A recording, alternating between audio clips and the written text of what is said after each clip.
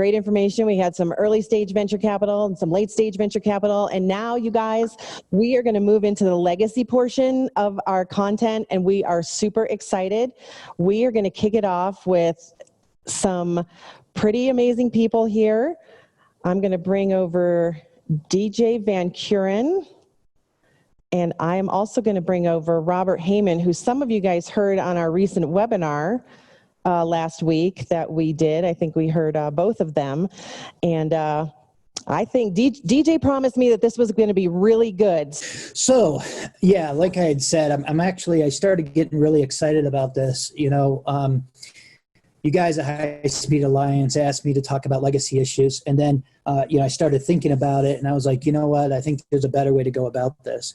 So my name's DJ Van Keuren, currently managing partner with Evergreen Property Partners. We're actually quite new for the last couple of months, and all we're doing is focusing on working with families, family offices for a real estate platform.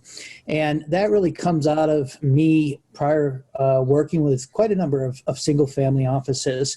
And I fell into the space about 6 years ago with like a lot of people do. I've worked for the patriarch of Mountain High Yogurt.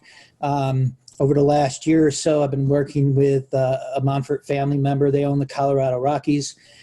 Currently doing some work with the Marriott family. And then I had the chance to, the Montfort was actually work with Robert Hayman. And, you'll hear people that'll come on, whether it's conferences or events like this, and they say, oh, we're a family office. Then they start going into all the investments that they have and what they're doing and their fund and everything else. That's not what it's about when you talk about a family office. It has to do with actually the family itself. Now, a business is what creates the wealth as well as any investments that are there. But how did that happen? How did it get there?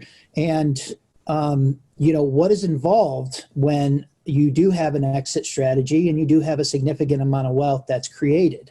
So I was fortunate enough to work with Robert Hayman, who we'll have a chance to chat here in a second. And he's a second generation.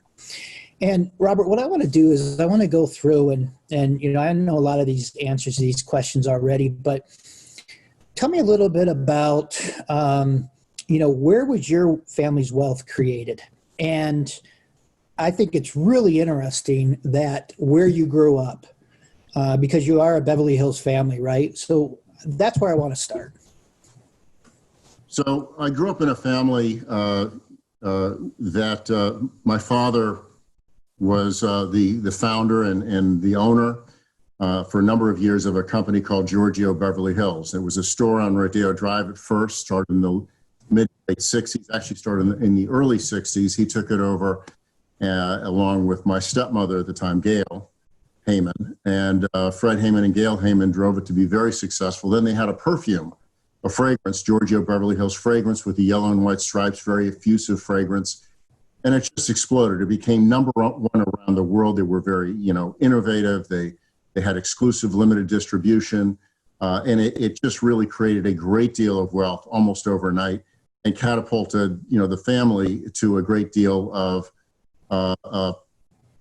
familiarity around not only the business circles, but around the world, especially in the first-tier countries around the world. And since that time, they sold the business to Avon in the late 80s. And then, believe it or not, they invested in real estate. And the real estate has actually done better than the fragrance itself. As much success as they had with the fragrance, real estate was very, very good to the family as well. Well, I'll tell you, and it's interesting because, one of your legacy assets is it's now the Louis Vuitton building on Rodeo Drive, right? And that's where your father's store was, if I remember correctly. Now, one of the things I want to talk about here too is that where you lived when you were younger wasn't a normal home, was it? Well, I mean, I could say that about a lot of people, I think. Sure, but I mean, it was a hotel, correct? I came home, my first home was the Beverly Hilton Hotel. My dad was the manager there, and I lived there for about 4 or 5 years. which is definitely interesting. And what were some, because of Giorgio of Beverly Hills in the store, after you guys moved out of the hotel and everything, and correct me if I'm wrong, but I remember having a story one time about some of the famous people that would either be in your